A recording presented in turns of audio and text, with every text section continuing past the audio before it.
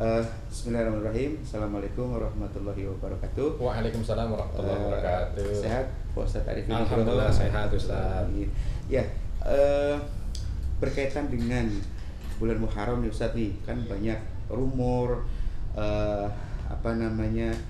banyak ritual-ritual gitu kan, terutama di 10 Muharram atau 1 Syuro, kemudian tentang tragedi Karbala dan para anak yatim. Mohon secara singkat Ustadz jelaskan sebetulnya ada fitnah apa di Karbala, lalu kemudian kaitannya 1 Syuro dengan lebaran yatim itu apakah ada dalil atau nas-nas atau tidak? Silakan Ustadz. Ya, terima kasih Ustadz, Masya Allah nih pertanyaannya ya. Jadi kalau kita itu kebanyakan di tempat kita itu kadang-kadang mengaitkan Muharram itu dengan hal-hal yang berlebihan. Nah itu yang kita sebagai Ahlus Sunnah wal Jamaah sebenarnya harus mampu untuk memposisikan sesuatu itu sesuai dengan porsinya. Contoh misalkan kalau tadi Ustadz cerita tentang 1 Syuro gitu ya, banyak sekali tradisi di tempat kita yang seolah menjadikan 1 Syuro ini keramat gitu ya, 1 Syuro ini kayaknya mengerikan, sehingga harus ada selamatan yang tidak jelas gitu. Nah itu yang juga kita lihat, padahal kalau di dalam agama itu tidak ada urusan yang seperti itu. 1 Muharram adalah makna di mana kita masuk ke tahun yang baru, karena disitulah Nabi Shallallahu Alaihi Wasallam dengan para sahabatnya memulai hijrah. Harusnya semangat hijrah yang ada. Nah termasuk juga Ustadz tanggal 10 Muharram ya, di hari Asyura ya. Itu ada beberapa yang kadang-kadang menjadikan satu momen yang pernah terjadi kurang lebih tahun 61 Hijriah ya, ketika kala itu cucu Nabi Shallallahu Alaihi Wasallam Husain ibn Ali radhiyallahu anhu itu syahid ya, terbunuh di medan Karbala. Nah akhirnya dari peristiwa ini ada orang yang terlalu kanan, ada orang yang terlalu kiri ya. Terlalu kanan itu artinya seolah menganggap kejadian ini adalah kejadian yang perlu untuk berlebihan kita bersedih, sehingga mereka mengadakan perayaan-perayaan yang sampai merusak atau melukai badannya gitu ya, padahal juga ini tidak ada tuntunannya gitu. Apalagi kalau sampai dikait-kaitkan, akhirnya mereka mencela dan mencaci para sahabat-sahabat yang sudah terbukti bagaimana kesetiaan beliau kepada Nabi Muhammad SAW. Contoh di situ ada penghinaan terhadap sahabat Abu Bakar, sahabat Umar radhiyallahu anhu. Padahal ini kejadiannya sudah berlalu sekitar 30 tahun, 40 tahun dari wafatnya mereka gitu, kok jangan ditarik-tarik ya. Sehingga kadang-kadang ini membuat orang-orang jadi salah kaprah ya. Nah, sampai ada orang yang jangan main sepak bola karena itu menandakan dulu kepalanya Husain radhiyallahu anhu ditendang-tendang, ada yang sampai katanya dipotong-potong segala macam. Ini berita-berita yang harusnya kita mampu untuk menelaah dengan baik sehingga tidak termakan emosi semata gitu ya. Nah di sisi lain juga ada orang yang terlalu bergembira, Ustaz. Wah, ada orang yang bergembira dengan wafatnya Husain, ada ternyata. Ya, mereka-mereka yang khawarij gitu ya. Ya, karena ada peran khawarij inilah akhirnya Husain radhiyallahu anhu terbunuh, dan memang fakta sejarah menyebutkan beliau dipenggal kepala. Ya, nah ini banyak orang yang bergembira karena menganggap cucu Nabi ini adalah seorang yang ingin memberontak. Nah ini yang kita juga perlu untuk memahami, kalau ini merupakan bahagian daripada propaganda juga gitu. Nggak boleh kita cucu Nabi yang mulia meninggal terus kok kita berbahagia, itu tidak boleh gitu. Artinya sebagai seorang Ahlus Sunnah wal Jamaah harus ada di tengah-tengah. Ini kejadian pernah terjadi, merupakan fakta sejarah yang harus kita ambil pelajaran, tetapi kita juga tidak boleh berlebihan sehingga menaikkan posisi Husain radhiyallahu anhu di atas posisi yang asli ya. Bahkan ada kadang-kadang yang menjadikannya terlalu berlebihan, atau juga tidak boleh menghinakan.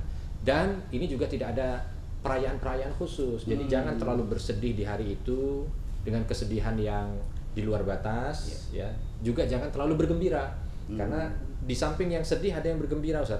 Sehingga mereka meriwayatkan hadis palsu. Contohnya mereka-mereka yang melebihkan nafkah pada keluarganya di tanggal itu maka akan mendapatkan pahala yang lebih besar lagi.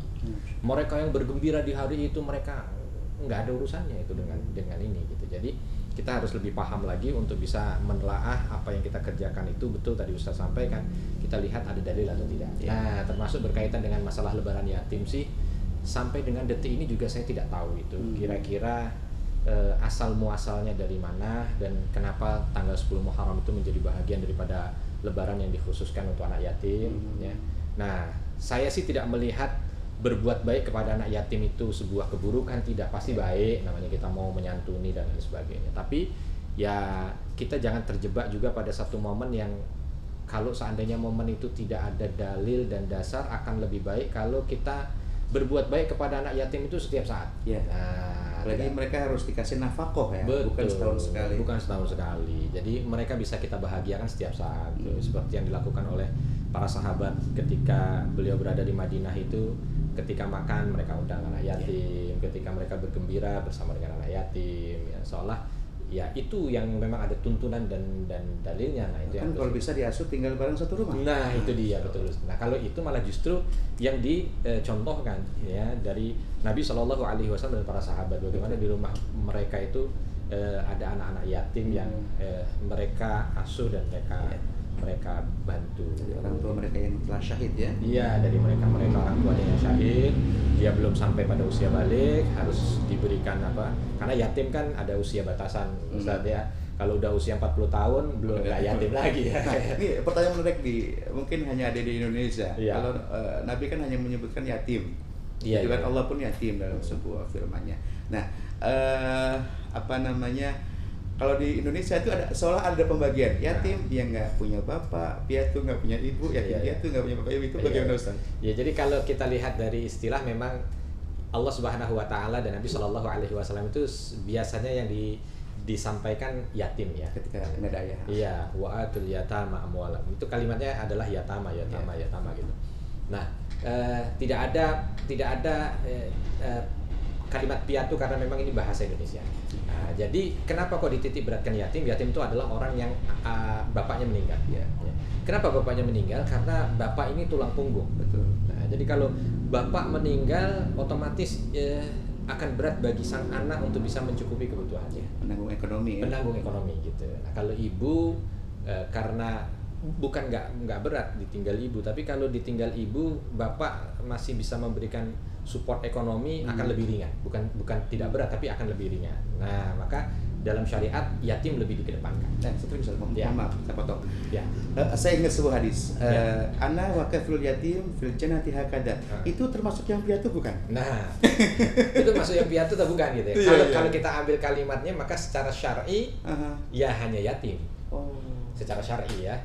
Nah, jadi kalau umpama anak ini yatim piatu, otomatis masuk. Ya. Tapi kalau dia hanya piatu saja tapi bapaknya masih ada, yang meninggal ibunya, maka kalau dari istilah syar'i gitu Ustaz ya. Karena kan memang kalimat itu ada konsekuensi syar'inya gitu. Nah, konsekuensi syar'inya orang yang yatim itu yang ditinggal wafat oleh ayahnya dan usianya belum sampai balik. Nah, artinya kalau konsekuensi ini ada, makna ini ada pada seseorang, maka dia juga akan mendapatkan keutamaan itu gitu Ustaz. Ya, cukup. Masya Allah. Penjelasannya Masya Allah luar biasa Ustaz Arifin Nugroho. Terima kasih dan semoga ada manfaatnya buat jamaah sekalian. Billahi taufiq wal hidayah. Assalamualaikum warahmatullahi wabarakatuh. Waalaikumsalam warahmatullahi wabarakatuh.